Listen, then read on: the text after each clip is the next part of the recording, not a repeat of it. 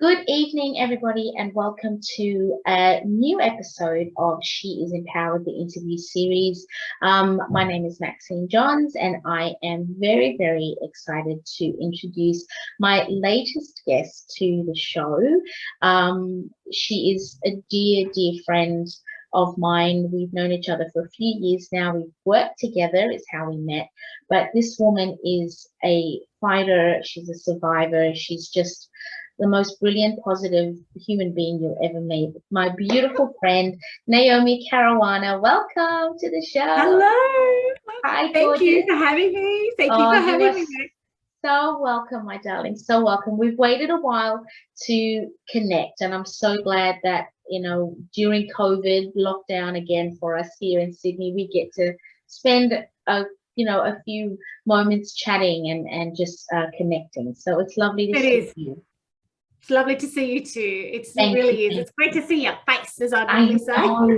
I know. I mean, we've got to get used to connecting with our little, I always call them the Brady Bunch squares of Zoom, looking down and patting each other this way, but at least we get to see each other. So how have you been?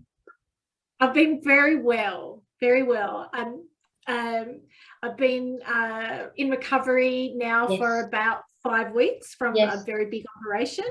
You've had a few big operations over the last few years, warrior, queen. That's why I call you that. Yeah.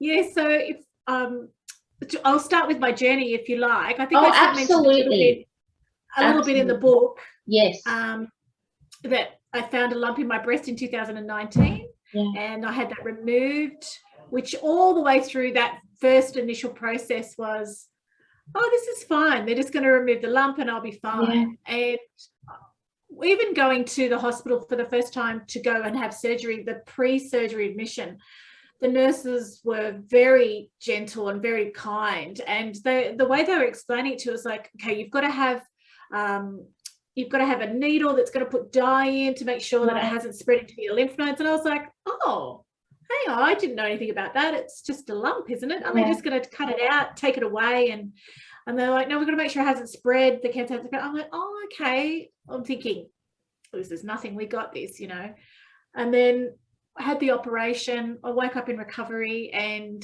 I thought to myself, still pretty good. Yep, they've removed the lump. The cancer hadn't spread. I'm home and fine dusted, And then the following Tuesday, I went and saw my specialist, and he's lovely. He was really funny. He sat down and he's like, I haven't even looked at your file. Hang on a second.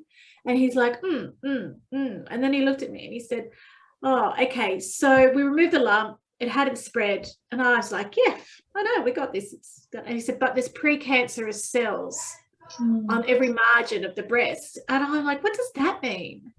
And he said, well, every time we kept cutting, I could keep cutting away more and more of the breast, but I'd be cutting to try and capture all the cells that were surrounded where the lump was. I would just keep having to dig in and take more and more of your breast. And he said, and I can do it that way, he said. And I looked at him and I said, so you mean a mastectomy? And he's like, yeah, the mastectomy is the next. And I was like, and I think straight with this 5-minute conversation with him, he'd already said that he would get a plastic surgeon in on the day. I'd be booked in next Tuesday. You can tell me tell me later if you still want to have a full mastectomy. And we just looked at Jason and I just looked at each other and went, yep, no, full mastectomy, do that. That's fine. We've got to do what we've got to do, Because he said, it's really your decision. He said, I could keep going in and keep taking as many cells as I can, but I can't be guaranteed that I would get it all, and I would end up having to go and do a mastectomy anyway. So I just said, don't even bother going in and out of hospital, just him chipping away, just take it all. And it wasn't until I got outside that I started to cry, and I went to Jace, like, far out, I'm gonna lose my breast. That is huge, because I remember when you initially told me that this was what the discovery was, and I think it was just after my dad had passed, and we met in our local the car park of my local shopping center, and you were going to get some results, and you didn't want to tell me, and then you did. And I just remembered we were crying in the car park. Your boys were with you, and you just asked me to pray for you, which I obviously did immediately. But I was always struck by your strength. I was always struck by your positivity, even in the darkest of that. To me, when I was floored that you could come up and just, tell me that, and that was happening to you. You hear of this happening to so many women, and you never think a friend of yours and somebody that you care about that much, that's going to happen to them. And I think that's what struck me. And that was the hardest thing for me to get over. But it was just your spirit. It's funny because I thought it was your spirit, because I remember going to the car park, driving up to that car park that day with the boys in the car, thinking, I hope I bump into Max. I really do, because I really want to let her know that this is happening to me, and I really need her prayer power. I need her strength. And lo and behold, you're in 2 spots over, and I just went, it's meant to be. God heard my prayers. And I was like, Maxine, I hate to tell you this, but, I'm only telling you because you're my friend and I need your support. And I was so glad you did, because soon after that, I know everything just happened. It just happened quickly, and you went in, and I remembered seeing you after the surgery. I came to visit you at home, and it was just, it was something that just sat with me so strongly, not only because I just adore you, and I just, you never want anything to happen to your friends or to your family in this way, but seeing you that day and seeing your vulnerability, because you've always been such a strong woman, such a loving mother, an amazing wife, a great friend, and seeing you in that moment, that was when I really saw your strength. At that moment when you were like, this is me, this is what I've gone through, this is what I've chosen to do, so I don't have to do this again and not have to put my boys through worrying about their mum or losing their mum. That was the strongest thing I ever heard anybody say, Naomi. Really? Oh my God. I've known women that have dealt with, very, different cancers, different sort of medical challenges, this, that, and the other, but the breast cancer, we read about it, right? We read stories about it. I've never really been touched this closely by a friend that's had it. So it affected me greatly. Wow. Well, it was meant to be to bump into you into the car park that day, because just calmed me down as well, that I could see you and ask for your help with your positive thinking. I'm really so glad. And then here I come months later, and I ask you if you want to be in a book. I know, isn't it amazing? Oh, that was so awesome. Well, that's it. So after I had the operation still, Max, I was still in this.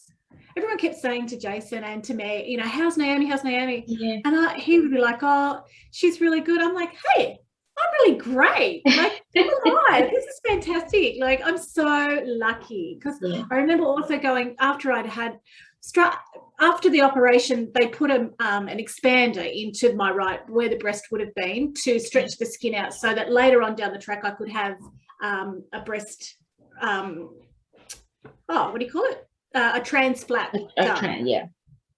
So there was me taking some fat from my body somewhere and putting it in there to create a new breast. And the expander actually was very uncomfortable. It was like a big, hard, heavy balloon filled with fluid, and I couldn't sleep for 2 years. It was only supposed to be in for about 12 months, but COVID kicked in 2020, and then I just had to be on a public waiting list, because I was in the public system for my specialist to get all his team together, because it turned out I was 8 hours on the table. And the procedure of what they did was they took the expander out, and then they took fat from my stomach down below, underneath my belly button. So they took about that much. They transplanted that up into my breast. They also took the veins and the arteries from my stomach and microsurgically transplanted them up there. What? So I know, it was amazing, Max. Amazing. So Oh I my now have, gosh. so when they transferred the veins and the artery up here, so this fat tissue now, which was initially my stomach, has its own pulse now. It has its own blood flow. So I've got to try and stay as healthy as I can so that this blood keeps pumping around there. But I mean, that's the same for everybody's body. You need the blood flow to be beautiful so that your skin stays lovely and everything like that. But there's the chance that if I don't keep myself healthy, that this will die off first. But when I was in recovery, every 2 hours and then 2 days later, every 4 hours, the nurses would come in with a kind of like a Doppler. So you remember when you had your babies, yes, and they listen to the heartbeat, yes, going get it. They do the same to this. They had to listen to see if I had a pulse and a heartbeat up here on this side in the tissue, which I did. And I used to make a joke with the nurses. I'm like, who's going to get it first off? Because some would put it there, some would put it there, and they were like, you're listening carefully to hear if you can hear my heartbeat. And if one of the nurses got it straight away, I'll be like, oh, you're the winner for the day, you know, you got it, yay. Wow. So that I had symmetry as well, my plastic surgeon then took fat out of my left breast, and he also gave me a breast lift. So they took the nipple off. I have a scar that goes around my nipple and then down and under my breast. So that they lift it up, and eventually what they're going to do with this, so this is perfect. This is like, oh my gosh, I don't think I've ever had the most beautiful breast, even when I was breastfeeding the boys. Like, this is just lovely. And this one, they've overextended it with the extra fat. Okay. So that eventually they'll liposuction some of it out to be symmetric with the left one. Right. And the leftover skin, Max, they're going to twist it and turn it around and create a nipple for me. Isn't that amazing? Incredible. Honestly. Oh my God, it's so incredible.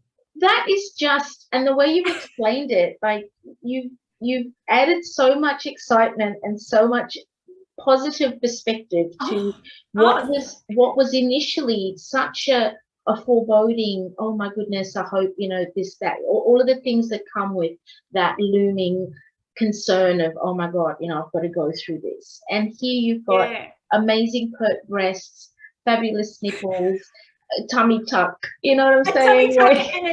And a new belly button. Like, it's my original belly button, but the skin where the belly button is no longer there. Oh, that's amazing. And it's like, whoa, that's not nice. I feel like, how can I get this $20,000? Why did I deserve this $20,000 body makeover? You know what I mean? What did I do to deserve this? And Jason looked at me, he's like, you had breast cancer and you lost a breast. And I'm like, yeah. I think that's the reward. And I think having the positive spirit that you have and the outlook that you have, that's what that all is. That's karma going, yeah, you've been through enough, hon. We're going to get you. We're going to fix this up. Not that you ever needed fixing up, because you've always been pretty pert, right? So you're just extra pert now. But thank you for sharing that. I mean, that's the reason why I think for me with this book, with She Is Empowered, the reason why I wanted to write it and why I wanted to have the women that inspire me the most, my everyday inspirations, is women like yourself, stories like this, challenges like this, adversity like this, that then helps you to create these incredible sort of not only journeys, but I guess, patterns of survival for other women out there that would be going through the exact same thing and might not look at it with the same set of eyes that you have. That's why I wrote this book. Yes, I know. And when you asked me to be part of it, I was so like, what? Why me? Like, really, what's my story? And then I got your questions and I was like, oh yeah, okay. And it was so cathartic to actually sit there and write about my cancer journey, as well as go back into the past and, reflect on, you said, who are your greatest influences? And I think everybody says to the beginning as their parents. And I feel like I didn't speak enough about my mum, who was such a powerful force in mine and my siblings' lives. She was so amazingly strong, and and I just didn't give her enough props in the book at all. I miss her daily. I remember being in recovery after this surgery. I was in ICU for 2 days, and when I first came out of anesthetic, I was like really high. It was great because I was on fentanyl. I'm like, woo! Hey, Jason, hey, it's a fat boy slim. Yeah, let's dance. And he said you'd be really partying and then you'd fall asleep. And then you'd wake up again and then you'd go, woo! Wow. And then go back to sleep again. Like I was really, really high. And then I stopped and I looked over it and I was like, I miss my mum. I wish my mum wasn't holding my hand for any of this journey, but she was with me the whole time. I could feel her strength saying, you've got this, baby, don't worry, you know, you've got it, you know, you're going to be fine, you're going to be fine. And I got that through my sister as well. Like my sister's her voice too, you know. You've got this, Naomi, don't worry about it, you're fine, we've got it, girlfriend. Like, and you really did have it, you really did. But I just feel really too, Max, also that I don't know, it's really weird. It feels probably more powerful to Jason and the boys. To me, it just feels like it had something that I had to do every day. Yeah. Whereas I read Pamela Diaz's piece in the book, and like her cancer just made me feel so sad. Like I wanted to reach into that page and cuddle her. Yeah. Like her cancer journey is so painful. Hang on one second. I'm going to pause because I can hear Miles. I'm going to pause. I can always cut this out. Just hang on one sec for me. I just need to check on him. He's having a meltdown. So talented.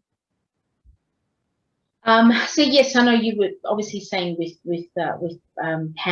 Pamela Diaz's story. I mean, her whole experience. You know, when we had our conversation.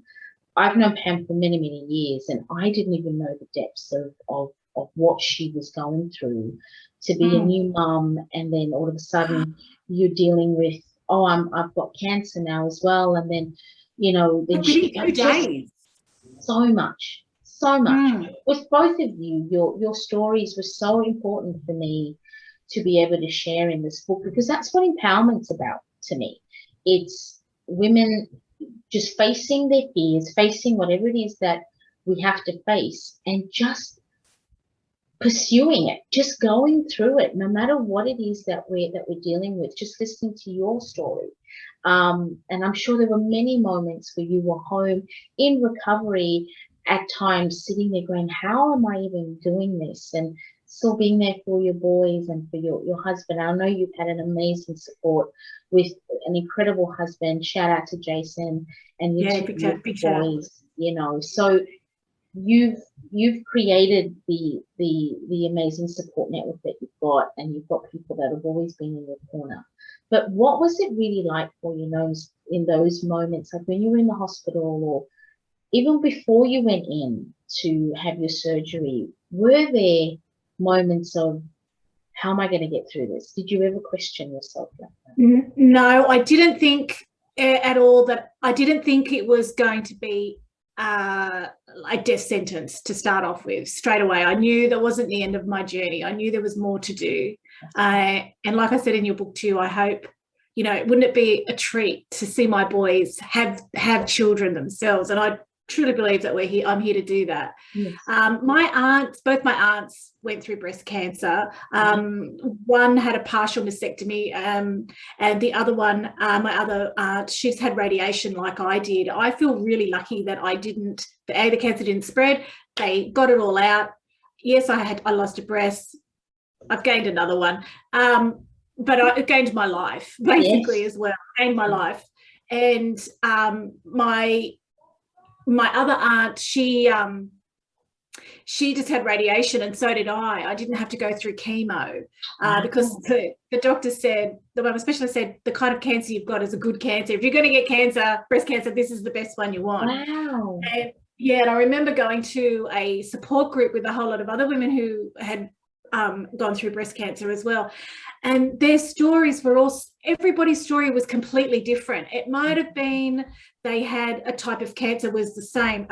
And I still don't understand all of them, like a BRCA 1 or 2, an A and a B, and there's so many different types of cancer that can be genetically passed down. My cancer's a hormone cancer, so my first thought to do was, well, if my body's making too much estrogen, why don't we get rid of the factory that's making the estrogen? So I asked for a to have my ovaries removed, which so I no longer. I actually wanted something went wrong, but I wanted a full hysterectomy, but I only had the ovaries taken out. But that was my way of thinking. And then I started looking at foods as well, like what type of foods increase estrogen in your body. Soy milk and cheeses, dairy, a lot of things like that. I did go to a dietitian, but I think now I actually want to go to a naturopath as well to try and work out what type of herbs or you know, oils can work out for things like that to introduce into the diet to stop progesterone as well, because I have too much progesterone, which is the kind of like the male hormone. So my hormones were killing me. So I get rid of the factory that's creating all of that and try and stop feeding those cells as well. But I'm on I'm on a medication for the next 5 to 10 years called tamoxifen, which is a cell inhibitor. So it stops the estrogen from hitting the cells as well. So that's all that's helping too. And I just kind of think, you know, what else can I do? Well, I went into early menopause. You know, I remember being in hospital the first time, having my breast removed. I remember waking up and looking down at it and going, okay, because I kissed her goodbye before she left. And then I woke up and I went, okay, I kind of look like an 11-year-old girl. Like it's all flat. There's nothing there. Okay, cool. No worries. This is it, you know. And I remember being in hospital for about a week and people coming to visit me, and there was a lady beside me, and she'd had, I actually didn't speak to her the whole time we were there. She was in a lot of pain. She'd had a hysterectomy and I had a breast removed, and she had people come and visit her, and so did I. But I think both of us were on pretty high medication and we were both asleep. And I remember probably about my 5th day, I didn't have any visitors all day, and I started to get gloomy and I started to cry. And I was like, man, I'm not even 50 and I've lost a breast. I've had so many people come and visit me that I've had to feel upbeat for them. I haven't had any downtime to kind of think about it. And just as I started to cry and feel sorry for myself, a nurse came in and she said, oh, you know, what are you doing? And I said, oh, I'm just being silly, you know. And she said, well, you know, how would you like to go home today? And I'm like, oh, yes, please. And then I remember thinking, the woman beside me, as I was leaving, she said, all the best, my dear. And I said, oh, to you too, thank you very much. And she said, don't worry, you're still beautiful. And I thought, oh, she heard me say to this nurse, oh, I'm not even 50 and I've lost a breast, you know. And I thought, that was so nice of her to say that.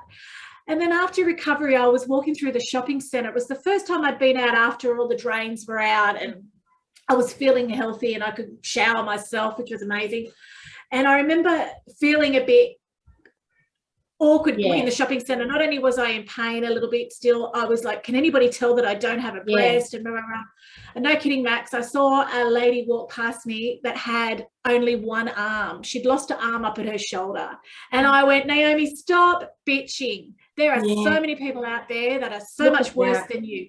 You've got your life, you know, at least you've got your limbs, you haven't lost an arm. And this, I just went, it just pulled all of that things. Every time I started to feel a bit, you know, self-indulgent, something would come up and remind me that, hey, you know, you've got a home, you've got a family, let's go home. Hey, you've got your arms, you've got your legs, you know. Absolutely. But you know what, that brings me back to the beauty of you, is that you're always looking at the glass half full.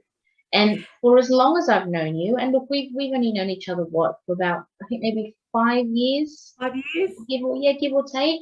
You know, obviously met in an office that we used to work in together, and you were always just not only your bubbly, your bubbly disposition and a big smile on your face or whatever, but even when things were bad or there were tough days, you always looked at the bright side of things.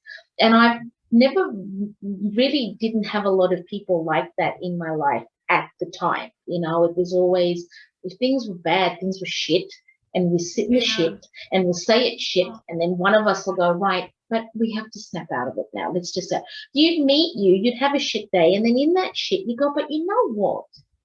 If we sprinkle a little bit of this on the shit, it'll smell nice, even if we're the shit. And that's just how you are. So it's just, I just love. I was drawn to you too, Max, because working with you, you were always so happy to me. Like if I'd come up and say something to you, you burst into laughter, and I'd be like, man, what a laugh. She has the best laugh. You have the best laugh. And you did always made me feel happy, even when you were having a bad day. Yeah, I know. And look, we you know, I've had my fair share of them, and you were there to witness quite a bit, but you were also there to be a really great support. And you know, I always said that the best things that came out of the office we worked in was our friendship, and my friendship, obviously, with Melissa Dooley, who's obviously in the book as well. So I'm very grateful to have the both of you in my life and to call you friends. And again, it came full circle for me when wanting to decide who I was going to put in my book, and I couldn't not have had you. Your journey is so inspiring, and even the way you are, the way you love, and the way you talk about your husband and your children, even that is inspiring. You light up when you talk about your family, and it's just lovely. I feel so lucky to have them, you know. I didn't think it would ever happen to me. And I remember you telling me that too, that you never ever thought it would, and I can't imagine why. In my 30s, I remember walking around thinking, all my friends keep saying, you'll know when you know, you'll know when you know, if you'll know the right person. And I never felt comfortable. I never had that. It wasn't until I was 32 that I met Jason, and I went, oh, now I know what people mean. But through my 30s, I was despairing. Oh my God, I'm an old maid. I'm on the shelf. I'm never going to have children, never going to get married. Blah, blah, blah, blah. And that's all I ever wanted, you know, was to have that. Yeah. But I remember talking to you, Max, when I first met you in the office, and I asked you a little bit about yourself, and you told me about the first book that you wrote. And then you started telling me about your stories about how you lived in Tuscany with a bee when he was a baby, and your other journeys, especially through your DJing and things like that. And I was like, this woman doesn't seem anything like, tell me more. I want to know. Oh my gosh, this is so amazing. You have had such an amazing life up until the time I met you, and I just wanted to hear more about you, you know, I couldn't believe it. Remember you telling me how you would fly with Bailey in the jump seat in the aeroplanes in the military airplane. In the military airplane, yeah. And I just couldn't believe it. And I was like, wow, you've had such an adventure in yourself. And then there I was in a strata office. In a strata? I know. What the hell were you doing there? It was the low period of my life, Naomi. It was just good Lord. Yeah, well, that's it. My Mai was only a baby. He wasn't even 2 when you first started working. He was 7 months when I came back to work, because I obviously worked at the biggest strata office. That we were like the sister office of the bigger one in the city, and I just didn't want to commute. You know, I had a newborn, and then my eldest was obviously, I think he was in year 4 at the time, or year 3. So I needed to be closer to home, and I was lucky that an opening came up, you know, in the suburb that was closer to home for us, and that was where I met you. But it was one of those transitional moments for me where I've always been a creative person, obviously, like you said, when I started talking about what I really did when the office cape came off, and everyone was like, you're a writer, you're a DJ, but holy crap, what are you doing in this role? It's like, man, I sit in the bar and put bread in my jar, and they say, man, what are you doing here? You know, what are you doing here? I remember you always asking me that, going, you're bigger than this. And I'm like, I know I am, Gnomes. It's just, this is where I needed to be at the time. You know, my husband had just retired from the Navy as well. So we were resettling back as a family after having been separated for so many years, with him finishing his career off, you know, being downrange in, you know, all sorts of places, and not wanting to upset our apple cart here with our son and myself being settled, we had to wait for him to retire and then come back and resettle here. And that was a journey in itself. So, you know, I knew that I would return back to work pretty soon after the second baby. And I think it was the job that was there for me at the time, but I knew it was never going to be forever. But I also didn't realize it was going to be the game changer for me to get me completely out of admin work. It was my last job ever. And it really put me through a lot to realize what I was worth. And, you know, having talks with you every day and you going, you're brilliant and you're going to do all these amazing things. And you know that of yourself, but I think sometimes you're so clouded. And I was also going through the motions of, you know, my dad was battling his lung cancer journey, and that forever changed me. And so it was in the same year that, you know, I ended up leaving the job, and my dad passed a month later. So I had a lot of loss and a lot of change happening, but a rebirth, you know, and very, very look, I think you get to somewhere in your life, a part in your life, and I think that was the universe screaming at you with what happened to you through the people that were doing the wrong thing in the office. And everything was culminating on top of you, and your father being ill and not being able to spend time with him. I remember saying to you, because I lost mum through pancreatic cancer a few years before, and those last few months, you could see them going downhill. And I remember thinking, oh, I've got to spend more time with mum, but I've got to work. And then I remember saying to you, don't worry about work, Maxine. I even found the text the other day. Don't worry about work. Don't worry about it. Go and spend time with your dad, because, you know, I don't want to mean to say that you might not have long, but you might not have long. You know, I had to be diplomatic how to say that, to say to you, don't worry about work. You kept saying, oh, I'm putting more work on you. Don't care about me. You care about you and your dad. That's family, that's life. And I realized with this breast cancer as well, if you you know, if you die tomorrow, if you have to go into hospital straight away like that, like I did, especially with this second operation as well, I gave my team leader 2 hours notice. The hospital rang me and said, can we fit you in next Monday? I'm like, yes, I can go, because I wasn't going to go back on the waiting list for another 2 years. I went and told my team leader. They were like, oh, yeah, I have to ask so-and-so and so-and-so and so-and-so. I'm thinking, I didn't say anything to them. I'm thinking, I've already told the hospital that I'm doing it, you know, what's going to happen? And they came back and said, okay, you know, you can have the 5 weeks off. I'm like, I've got to, like, there's nothing I can do. This is what I have to do, you know. And then I was really lucky to be able to work from home, and then COVID kicked in anyway, so my recovery was at home anyway. But that's it. When I remember saying to you, don't worry about work, because in a heartbeat you won't be here, and that company will find somebody to fill your shoes, you know. Absolutely. And it was so unsettling, so unhappy what was happening to you at the time in the office. You just wore it like a black cloak, you know. And I kept trying to shake it off you, and it's like, it's not you need to do this. And I truly believe it was the universe screaming at you, Maxine, you shouldn't be doing this, you know. Absolutely. And then you came back, you set back, and look what it's evolved, like what's blossomed. No, I know. I was very I think it was timing as well, and I think that's with a lot of things, and I think that also comes with when you allow yourself to be empowered, and to be an empowering person, it's got to start with yourself. And I think because I had allowed so much negativity in my life at the time, because my defenses were down, I was focusing on my dad and knowing that I'm losing my father. And you know, I think I was taken, that was definitely a situation that was taken advantage of me in the situation that was happening to me in the office. And it's something I'll never forgive.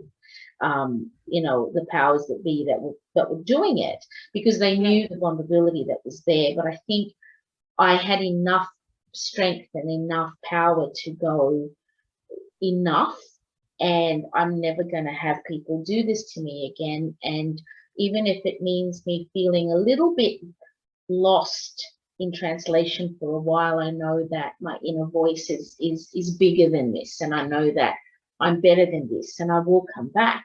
So through all of that, I was able to see that. But I do remember you literally saying to me, every time we talk about something, if there was a gig I'd DJ at and you'd come and you support or whatever, and you'd go, like, what are you doing in this office? Why are you here? Why are you even here logging on? And I'm like, I just like the groundedness of being in, I guess it was the security of having that job, that security. That job, that paycheck. Yeah. That security. I get it. Yeah. And now you know. Yeah. That, as your girlfriend said, I can't remember who was it. It wasn't Pamela, it was your other girlfriend. She's like, you deserve a seat at that table, Max. Yeah. You now have that confidence to go, yeah, I'm here. Yeah. Feed me that soup, people. Yep. This is my time to join all you big wigs because I'm ready to roll. And I think it's just, you're empowered. I think that's wonderful. I think you are inspirational. It's just magical, because I remember talking to you at work too at one stage, and you were saying, oh, my DJ name is Miss Hennessy, and I'm thinking, oh, that sounds really lovely. And then I said, oh, I went to this restaurant and they had this DJ in the corner, and he was like, I'm like, what? My girl's better than her. I came back to work the next day and I said, you're not going to believe this. On a Friday night and a Saturday night, this restaurant has a DJ in the corner. You should ring this guy and ask him. And you did. And you got the gig there, and you got the gig at their other hotel as well. And I was like, oh man, this is fantastic. This is what you should be doing. Yeah, no, and I know. You were trying to get back into DJing when my mom was a baby, and that allowed you a Friday and Saturday night, and then you're doing the Koori radio as well. Like, absolutely. You enjoyed it. Very busy. It was, I think for me, it was just, that the creativity or the creative side of my life has always been that juice and that fuel to sort of, keep me going with just that sort of reality of working mom, going into the city, working in an office and bringing home that regular paycheck, because that's being an adult, right? That's being a responsible adult and being the mom and all that sort of stuff. But I think too, initially being in the hip hop community here for as long as I was, or as long as I have been, it was never ever, we were never going to get a full weekly paycheck from that. So that was always the side hustle.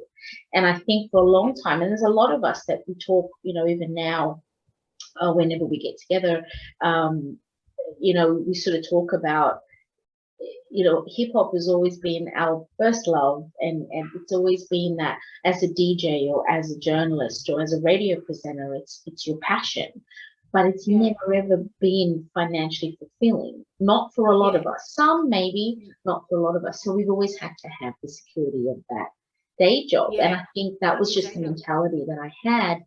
Until, like you said, the universe was like, yep, you're not seeing the signs. Here's a big sign, and now your mental health's affected by it. So what are you going to do? And I was just very lucky that the transition of it, then I was able to get the teaching job, and that has been such an elixir for the soul. I cannot even tell you how grateful I am that I've met these incredible teachers and they've taken me under their wing. And, I'm about to start my teaching degree soon. And I know when you told me you were doing that, when you told me you were going to do teaching, I just thought I couldn't think of a better person to take on that role. That was amazing. Yeah. When do you start? You're starting soon? End of August. So I think it's the same day that the lockdown lifts. I hope that would be a wonderful gift.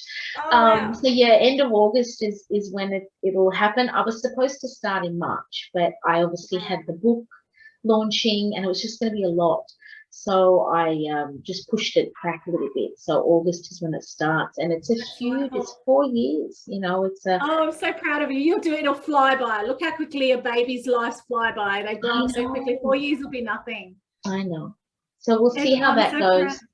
But I'm excited. I'm excited for it. I'm loving the job I do now with the kids, and still being creative and still working at a school that appreciates the power of positive hip hop. I never thought I would be able to say that I'm working at an innovative school that uses hip hop as a teaching tool. That is just like a wow. So It's yeah. fantastic. Do you know, are there any other schools that want to branch off to do that? Are you introducing it to anybody else? At the moment, I think the school that I'm at, we're one of the only ones. I think there's another one out at Richmond. They also have like a radio studio, and they're doing a few little things there with acting. I mean, these are public schools, right? They're brilliant. But in terms of the greater community, I think that our two schools are like the sort of launch pad, hopefully. Yes. Hopefully. They tend to look at what our schools are doing with innovative teaching, and then the Department of Education tends to look and go, wow, this is brilliant, or this is working here. And what I love about it is the cultural aspect. I'm working with children from so many different cultures, so many different economic backgrounds, and that's real. That's Australia to me. And I love it. I really do. It's challenging, but I love it, and it's teaching me as much as I guess I'm teaching them. So we'll see where we go. I would love, and I'm writing another book in between that too. Oh. Somehow. Just drop that one. And I'm writing another book as well. Somehow.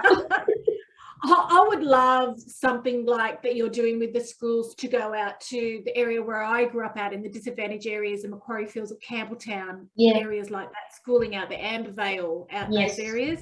I think the youth out there would just blossom. Yeah. I've got my cousin's teaching out there at the moment, and she said there's so many kids out there that don't have access to a computer or a phone or a laptop or anything, so they're making packages for them, learning packages to take home, and I just think, it's so naive to think that everybody has this technology to work on, Absolutely. and I think of things like decks and microphones and headphones and things like that, and teaching children content on how to voice their voice, be a voice, be a platform, shout out to yourself, be encouraged. I think that would be fantastic in areas like that as well. I would love to see people put money into that. Absolutely. Well, here's hoping. Like I said, I'm very grateful that I am where I am, and it all comes down to leadership too, Naomi. If you've got a great leader, you've got a principal that sees the value in that, and the value in having, different teaching techniques and different ways of looking at life.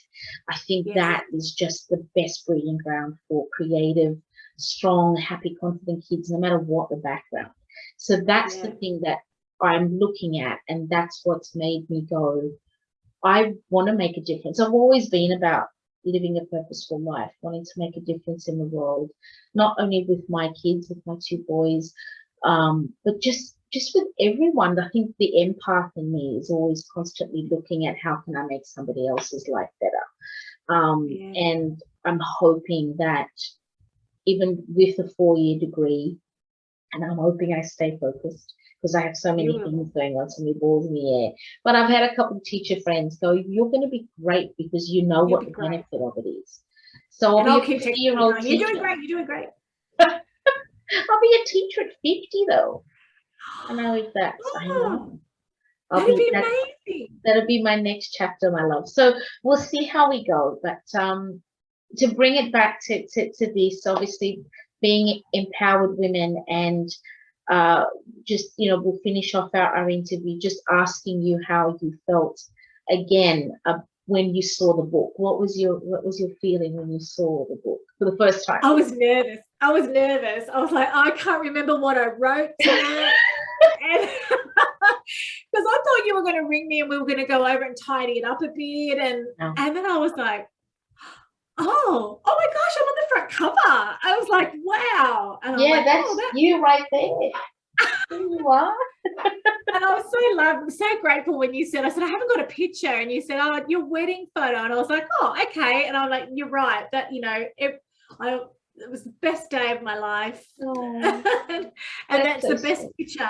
And I was like, you're right, yeah. So actually when I look at that, I kind of go, oh, I'd love to be as as thin as I was and as happy and funky as I was back then. I'm like, I'm getting there. You are getting there. Hello.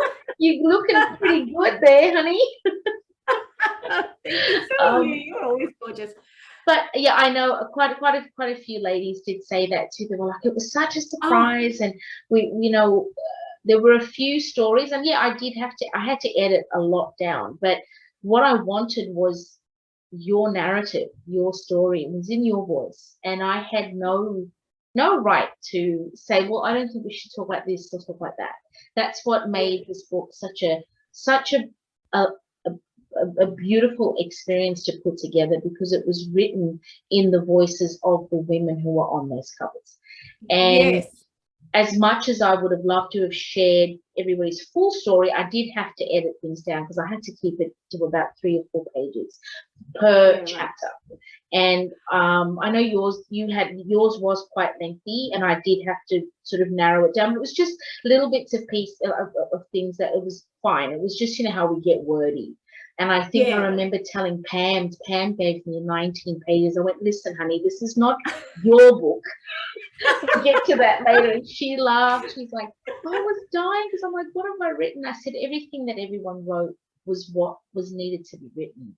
And I did remember asking my publishing partner in the US, I said, look, we're going to have to expand the amount of pages that we want, because initially, I think I had about 32 women that were involved, but then I had about 4 pull out. They just weren't ready at that time of their lives to share their journey, and that was fine. I just wanted them to know that I saw them in that light, and that if you didn't want to, there was no pressure. But the cover wasn't meant to look like that. It was going to be a series of artwork and just sort of like images of like women, sort of silhouettes. And when my publishing partner sent me a couple of drafts, I went, that's not going to do it, because this needs to be in your face. It needs to be, here we are, this is our story. We're not celebrities. We're not, people that are, seen every day. Some might be, as a handful, but this is real, and we're normal people. That's it, and we're Australian women, and we're multicultural Australian women, and that was important for me to have. And that. I just think it's so beautiful that everybody has a story to share, and some of them cross over. I noticed that there was a lot of theme in there of women when we were all younger. We all had some sort of either a body image problem or a problem with bullying, or there was always something that, or some sort of abuse, through in a relationship with a partner or a family member. There was some sort of something that skyrocketed these people to jump forward and go, no, I'm not going to do this anymore. I'm not going to let you tell me that my breasts are too small, or my bum's too big, or I'm not going to let you tell me that I can't do this job. Like, you're right. When we're teenagers, we sort of don't know what we're doing. We don't know our own voice. And then something sparks in us, a bully or a continual feeling of hopelessness or unhappiness. It's like, no, I'm going to drag myself out of this. And that's what the stories are all up. They all start off with, I was very confident as a child, as a teenager, I wasn't this, I wasn't that, but but I rose, but I've done this and now I've done that. And that comes with maturity as well. I understand that. And that's what I'm try and watch with my boys, as I'm sure you do too. At the moment, they're at the age where everything's still new, and like they believe everything on TikTok and the internet. No, honey, that's not true. That's not real. But okay, we'll kind of build around that. And then I'm thinking, wow, what are you going to be like with your first girlfriend? Or your first boyfriend? Who knows? What are you going to be like?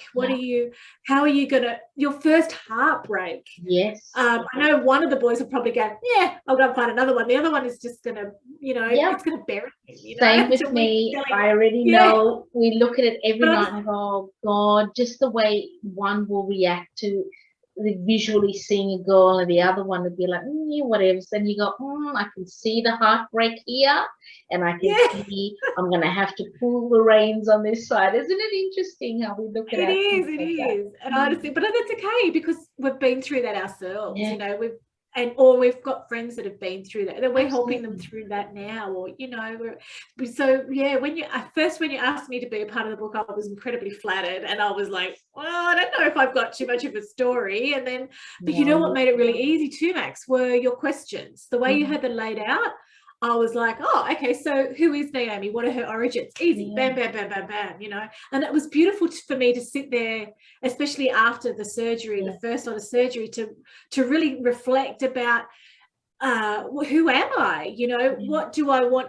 If I'm going to put myself on paper, if I'm going to be raw and open and have people read that, what do I want them to read? What do I want my children to remember of me? You know, and I think, I thank you, because now I'm in print. My boys will always have that little bit of something of mummy. You know, I love it, Max. Thank you so much. Thank you I'm so honoured to be a part of it. You know, that makes me so happy, Nose, to hear that, and that's what I wanted to hear, was that you were happy to do it, and that it was a therapeutic and cathartic experience for you, especially very much so after everything you went through. That's exactly what I was hoping that it would be. So I am so honored to have shared your story and to have had you a part of this, and you're a part of it with so many amazing women, and it's just such a reflection on the choices of people that I've got in my life, and I'm very, very grateful to have this as a reminder of,